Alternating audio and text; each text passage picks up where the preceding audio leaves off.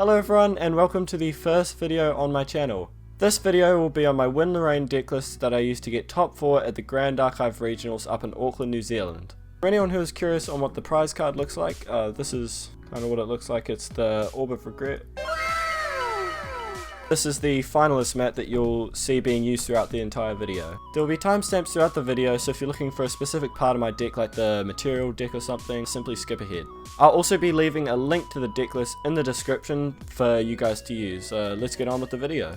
Alright, so I thought we'd start off with the main deck, starting with the allies. So we run 4 Swift Recruit, 4 Tactful Sergeant, 3 Phalanx Captain, 4 Dungeon Guides, 2 Banner Knights, and 2 Ghosts of Pendragon. After the tournament, reflecting on changes that I would have made, I would definitely bump this up to 4. Gonna be honest, I don't really know why I wasn't running for a Phalanx Captain, but 11 PM deck building isn't the smartest idea before a tournament. I would definitely consider putting Banner Knight to 3 or 4 just because of its power when you get to level 2. Cleaving for 5 damage is just absolutely broken and shouldn't really be a thing. Other than that, I thought the ratios for the allies were pretty good. So yeah, definitely change Phalanx Captain, and Banner Knight I think is definitely the play going into next tournament.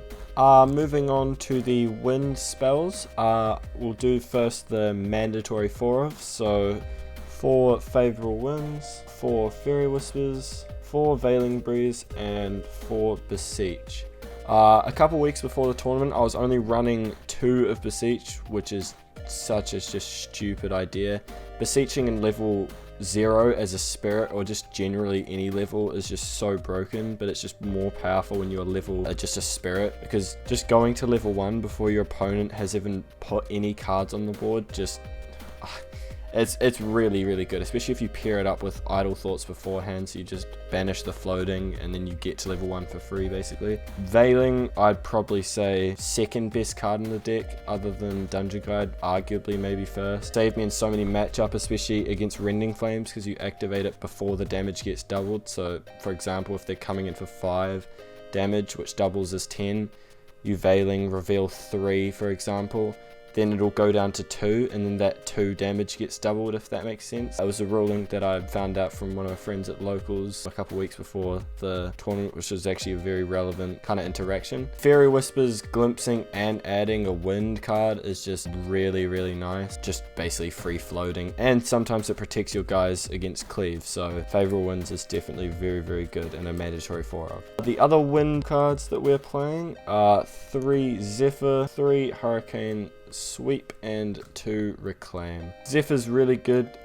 just being able to banish their stuff for an extra turn in case they're swinging at you for a lot of damage. It's just a really nice card to kind of have. I wouldn't run it at 4 because it sort of does sometimes brick, but there is some tech you can do with it where you banish your own cards, and then as they enter back they get their effects again, like Tactful Sergeant being able to put another card in memory, or even Dungeon Guide being able to level up. Do I really need to explain the cleave? I could probably be running 4 of this. It was just I was nervous for all the Fire Eye matchups on the day, and this card would just be dead against them because they just put no allies out, or most of the versions of the deck. And 2 Reclaim. Reclaim's a bit of an odd card. Like, it comes up if they're specifically trying to kill an ally and you just bounce it back and go, cool, I get to keep my ally, but most of the time I'm putting this down as memory. I don't know if I'm running that card wrong, or I just find other cards a lot more impactful in my games, and that's just why I have put it at 2.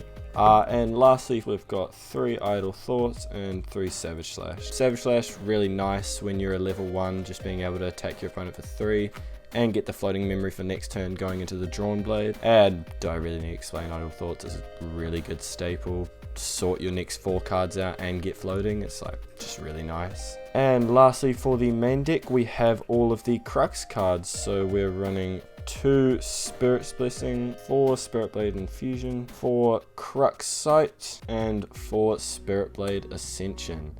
I used to be running 3 Spirit's Blessing, but I decided to cut it a couple weeks before, and I'm happy I did because I continuously bricked on it, and often when you're versing fire, the matchups are really fast, so you don't have enough time to get multiple regalia out to return it and then wake up. But it is very good in the situation where you pair it with infusion, especially if you have multiple infusions. You just be able to use this for free because you've already dealt attack damage this turn, and then you can just smack their champion for 7, draw 2. It's just quite nice. Ascension is really broken. Being able to put like a crappy sword back, like Sword of Seeking, if you've kept it at 1 durability, and put out the Sword of Avarice to draw 2, and then Crux Sight, add it back, do it all over again, and then you just gain so much cards that next turn basically your opponent has to kill you or you kill them. And normally after all those draws you'd have a Veiling by then, so you're kind of chilling if they do end up doing a lot of damage. But yeah, no, the Crux cards you do sometimes brick on, but I feel it's worth it, and it kind of outweighs the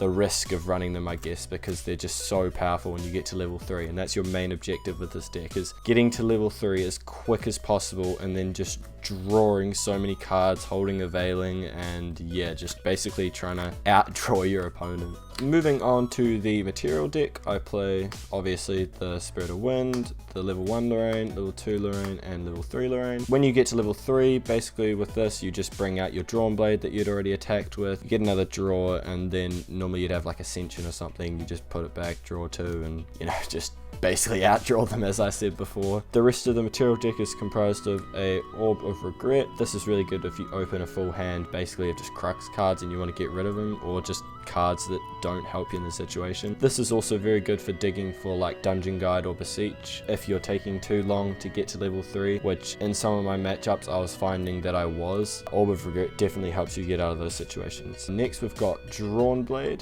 Very good sword. This is normally the one you go after you get to level 1, so you'll go Spirit, level 1, Drawn Blade, level 2, level 3 ideally. That's like the normal route as such. Just being able to draw a card is nice, especially if you pay for this using floating, like with Favorable Winds or Idle Thoughts. Sword of Seeking, this is basically just the card you materialize when you get to level 1 with Lorraine. The True Sight actually comes in a lot more than you'd think. Being able to kill just those pesky allies with stealth is really nice, or you just cleave them. Seer's Sword, I actually prefer this over Warrior's Longsword because the glimpsing, the whole point of this deck, you need the right cards to kind of outdraw your opponent, and if you're glimpsing, you can glimpse away all the shitty ones and get better ones, I guess. Ring, do I really need to explain? It's a free draw one. And Nullifying Lantern, so this is for mainly the fire matchup, just because it's really powerful, and just being able to shut off all their graveyard, just turning it to fire and kind of stopping them for a turn is quite nice. And then we've got obviously the Sword of Avarice, as I said before, drawing 2, you just keep flickering it, bring it back out, it's real nice. And this card's actually, well, not underrated, but like I brought it out a lot more than I thought I would. Finishing off games against fire, being able to inflict them for 3 and then attack for 3 as well. If this is paired with infusion, it's like you're coming at them for like 9 damage. It's busted. And yeah, it's just a really solid card, especially also against the wind matchup. Banishing 1 card from their memory can put you at an advantage, and water drawing a card is nice, I guess. I wouldn't suggest using this against the Water Xander deck that runs all the Luxem cards, because on enter you reveal their cards, and when you reveal they get all of their buffs to like deal damage to you and recover, so it's like kinda not good, I guess. So yeah, just watch out for that if you're versing a lot of Water Xanders at your locals or something. And lastly, for the side, we've got 3 Deflecting Edge, 1 Ghost of Pendragon, 2 Dream Fairies, Ornamental Greatsword, and Safeguard Amulet. This was my side deck. In reality, I probably didn't need Deflecting Edge because this was mainly just for the Fire Lorraine matchup, but I probably should have just gotten out the Nullifying Lantern, because it would have done a similar job with like stopping their attacks basically, because most of their attacks, the big fire attacks at least, they rely on having fire cards in the graveyard. The extra Ghost of Pendragon was just there in case it was like a slow kind of game and I just needed that extra Ghost of Pendragon to be able to draw more and get a 3/4 for 2 costs. Dream Fairies, if they're running like really pesky allies that I just can't be bothered dealing with, just being able to return it back to their memory and just going, oh cool, you can't use it. Safeguard Amulet, just for the Fire Rye matchup, and Ornamental Greatsword in case Nullifying does nothing against them. So that's the Win Lorraine deck profile that I used. As I said before, I'll leave the deck list in the description for you guys to use. Shout out to all the guys from Card Merchant Nelson. We all went up there, it was a really sick time. If you guys would like me to make like a deck tech video or like interactions video for Win Lorraine, just let me know in the comments, because I can do a couple like slightly niche interactions that I've found along the way of playing Win Lorraine. And yeah, I hope you guys enjoyed the video, and I will see you in the next one. See ya!